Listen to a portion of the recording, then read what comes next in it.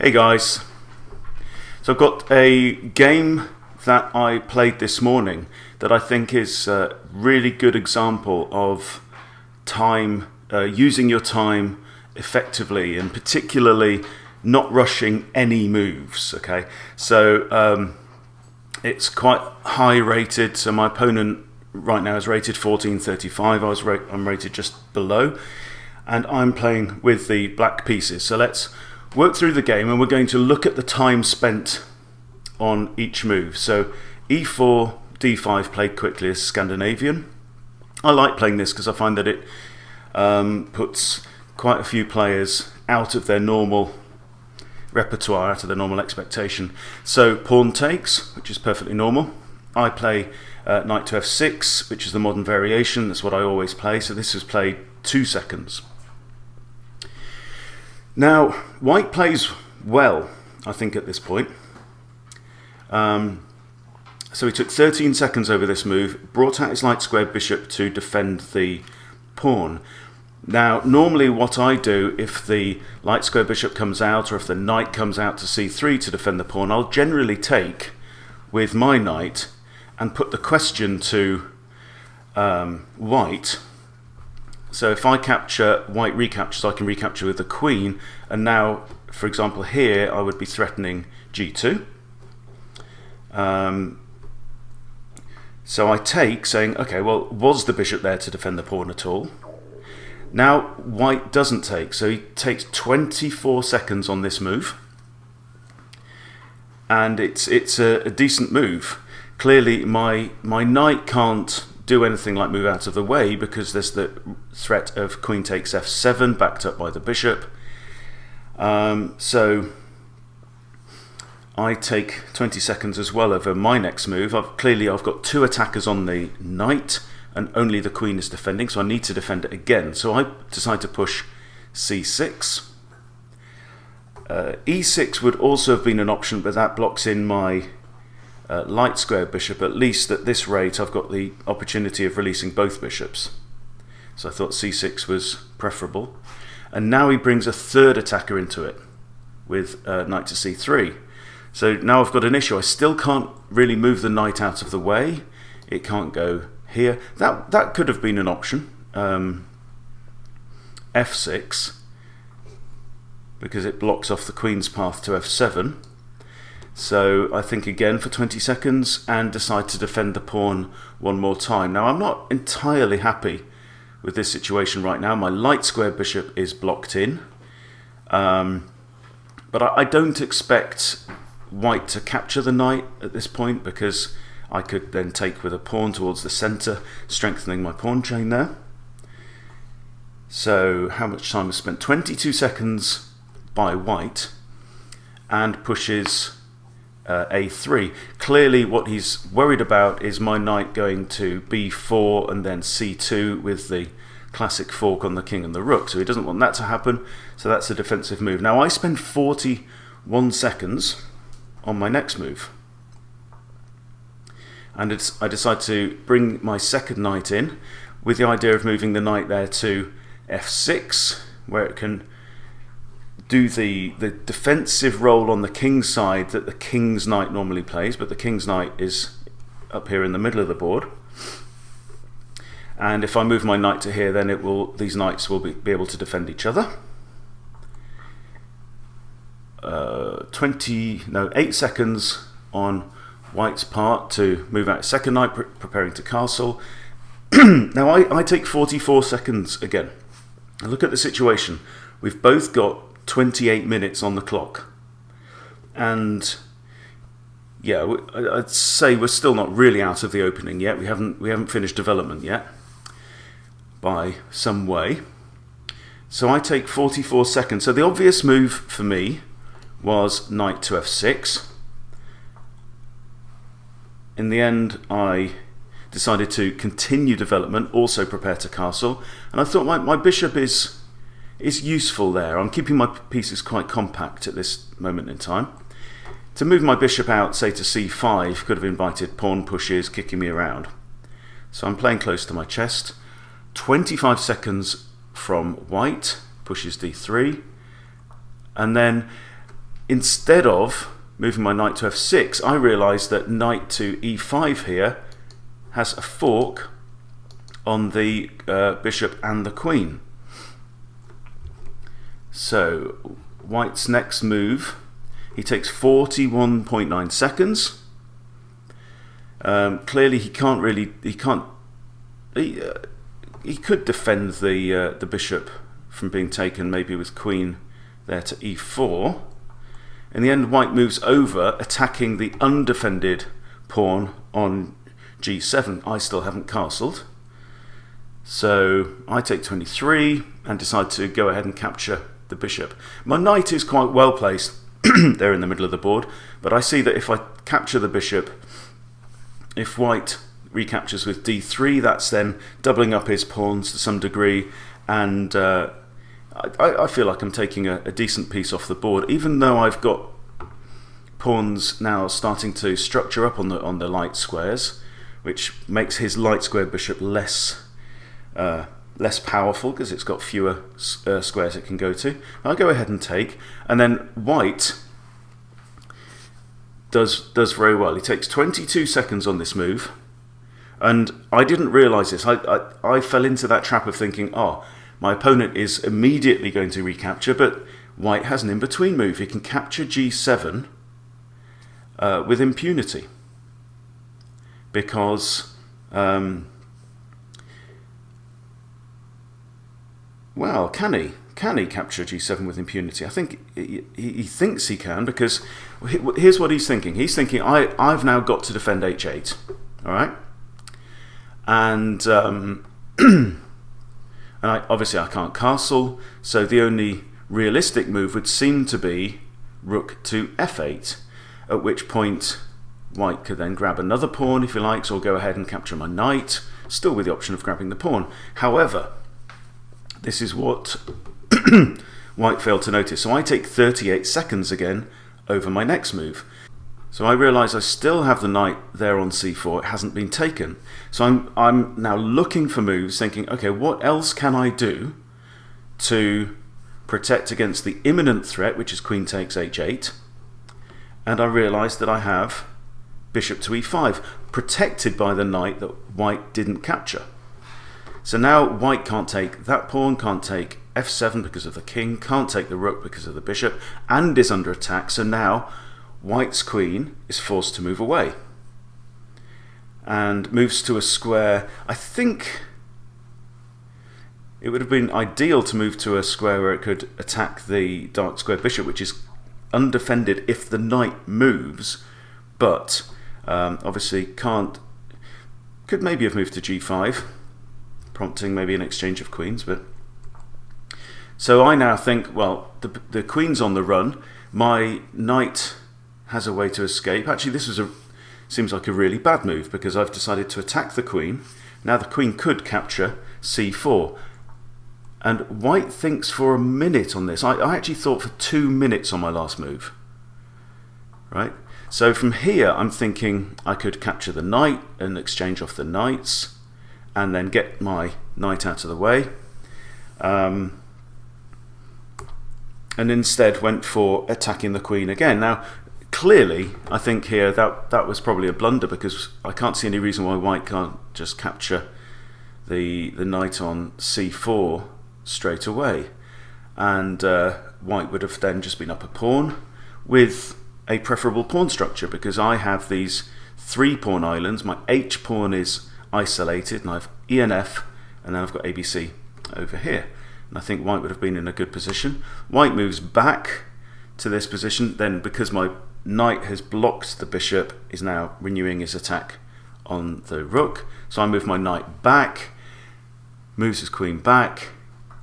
Now I capture the knight. Again, white could here capture my knight on c4, but goes for the capture for the knight on c3 instead. Now I move my knight out of the way. Okay, so although we took quite some time over that, white still missed an opportunity to get a significant advantage, but as it stands I'm now a piece up against a pawn, so it's a good position for me. So one thing I will be thinking about at this point is maybe capturing the c3 knight with my dark squared bishop. But I'm thinking that this probably isn't a good idea at this point, because if white recaptures, which is likely with the b pawn, that's going to leave the b file then semi-open for this rook to come across. And if I want to castle queenside, that rook could then be a threat and start joining the attack. You want to keep your opponent's rooks out of the game as long as possible if you can. And I'm also thinking that I want to stop white from castling as long as possible. So I move my knight back to safety. My dark squared bishop is still undefended. White moves in with an attack on the dark squared bishop.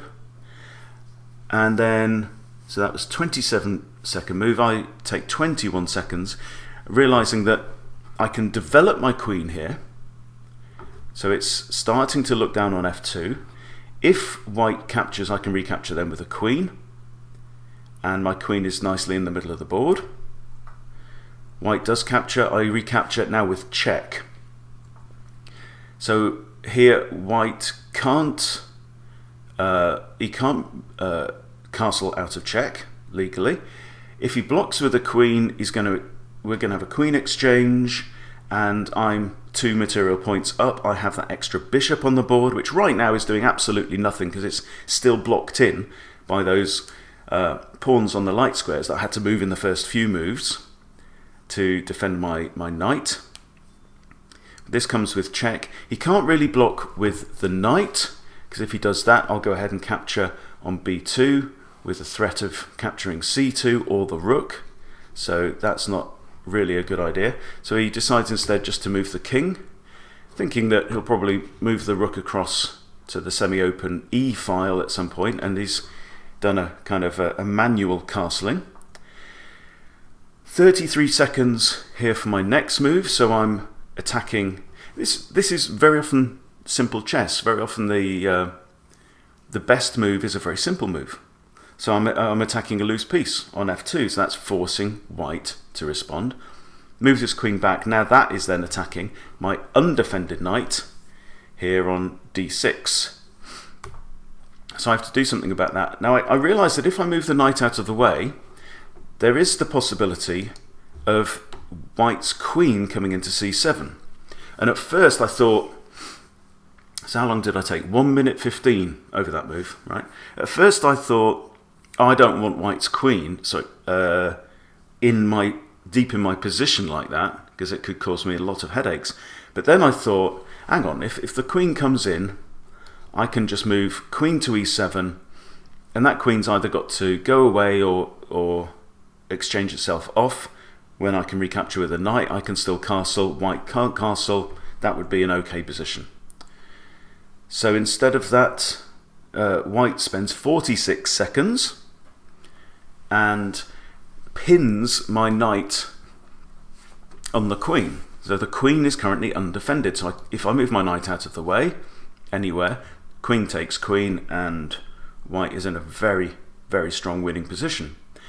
So white's obviously thinking at this point maybe g4 is going to come, attacking the pinned knight and winning his piece back. So I decide, how long did I take on this? Just 14 seconds on this one. So I spotted the move queen to h6. So the queen is now pinned on the king. This is an absolute pin. The queen cannot legally move anywhere other than takes queen.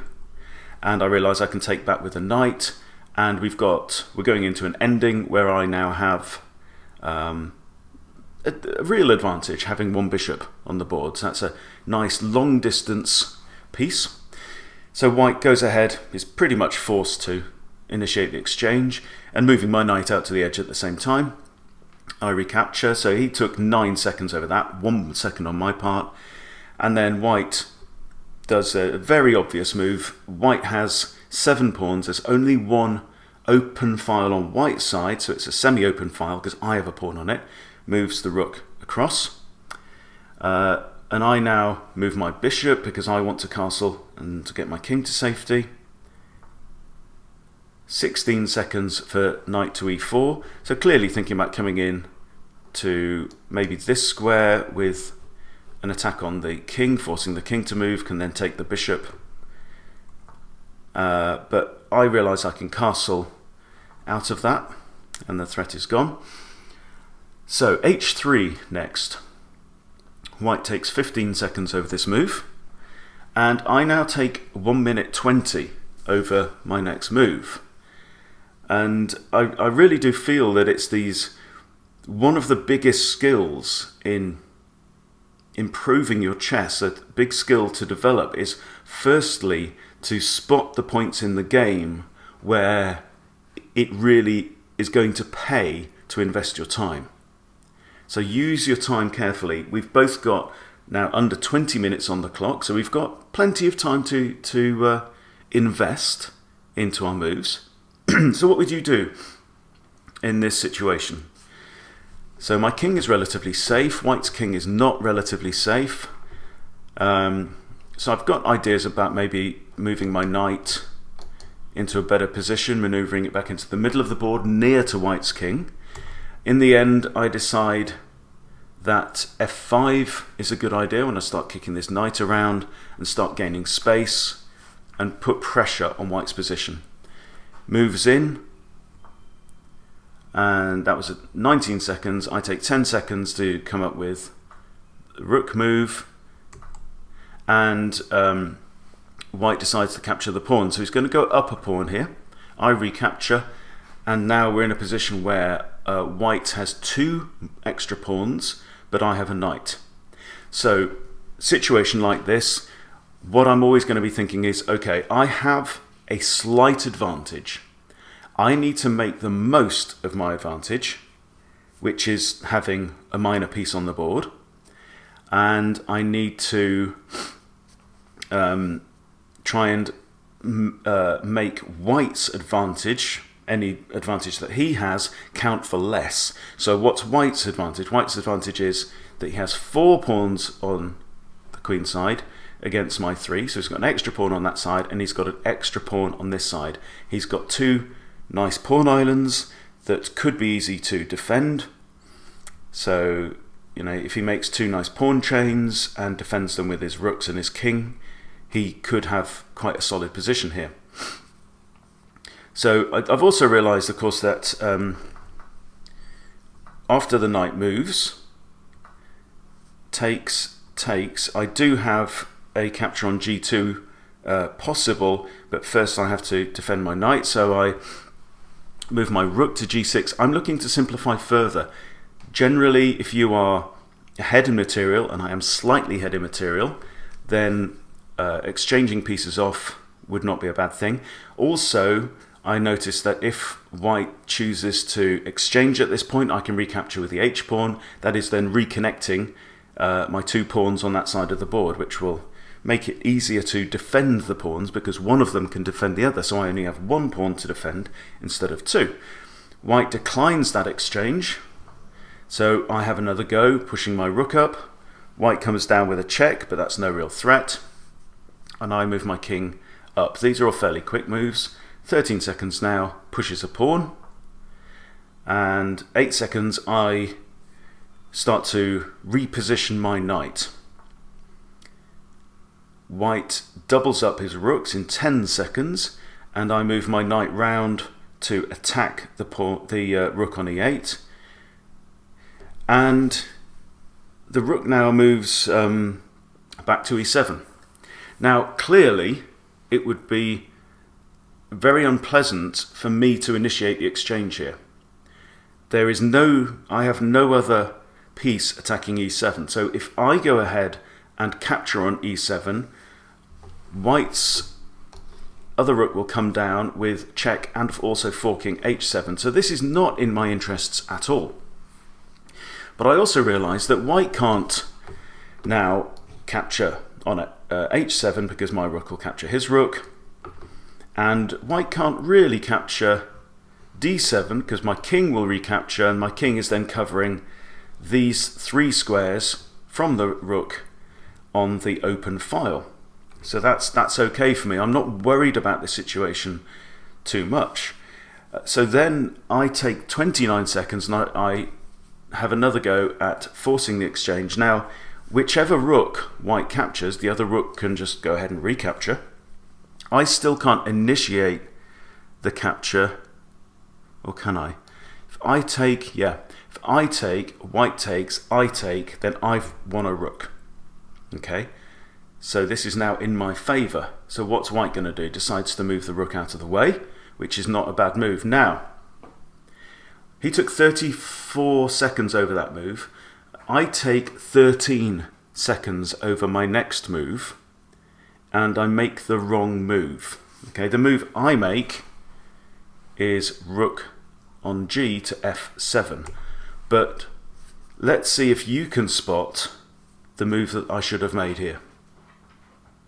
It'll take a few seconds to do it. There's a much stronger move, and because I was fixed on train tracks in my own thoughts, I'm thinking, oh, the first thing, my pawn is under attack. Oh, it's defended by the knight. What do I want to do? Maybe I want to push my pawn up and try and break his pawn chain there on the king side.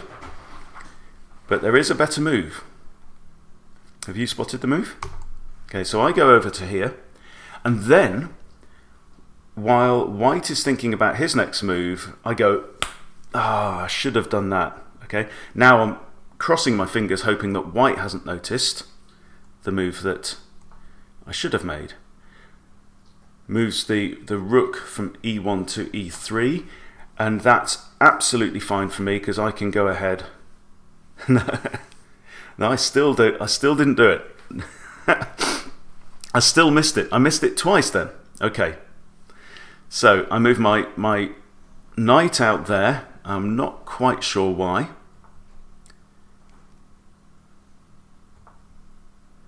Moves the pawn up, and so white actually spent 1 minute 10 on this move. Okay. I move my knight back because I'm happy with it there in the middle of the board. White, okay, so yeah, this is it. Okay, so white now spends 1 minute 10 over his next move. And this is the point where I notice, because he's taken the time and I'm using his time to think, okay? He pushes his pawn up, and now I still could have done it, and he still didn't do it. Okay, now I push my pawn, attacking his rook. What he should have done is move his rook to E4. And now I play the move that I'd missed. Because let's look at my previous moves. 13 seconds, 19 seconds, 14 seconds, 4 seconds. Okay, so I have missed a winning move on at least 3 consecutive turns. Because what I didn't realise is that the pawn here on D3 is pinned. That pawn cannot recapture because that would discover the attack by the rook on the king. King would be in check, so it's an illegal move. And plus, my knight is now forking his king and his rook. It would actually have been forking the king and both rooks if I'd done it on the previous move. Okay, and at this point, white actually resigns. So, what do we learn from this? If we look at the times spent on this, we both have 15 minutes left on the clock, so we've both taken a lot more time, sometimes over a minute, for a particular move when it's appropriate. But quite honestly, I think that that there are a few key points in this game where clearly we should have simply taken more time. We should have simply taken longer. If I'd have taken longer, I would have seen this winning attack a few moves earlier. If white had taken longer, he could have seen this winning attack earlier and defended against it. So simply having his rook here on E4 would have defended against that quite happily, and the game could have continued. So just another one of those useful examples about taking your time, I think. And the other key thing, what I'm really practicing at the moment, is not rattling out lots of games each day, simply not playing too much chess, but instead playing as much chess as I can in a smaller number of games. And if you want to improve your rating, I would definitely recommend that. I think I played 3 games this morning and won 3 because I was really focused. Yesterday, in the morning, I think I played 3 and lost 3. So what I did then is I put it down and I stopped playing. Okay, went back again in the evening, won a few, lost a few, right?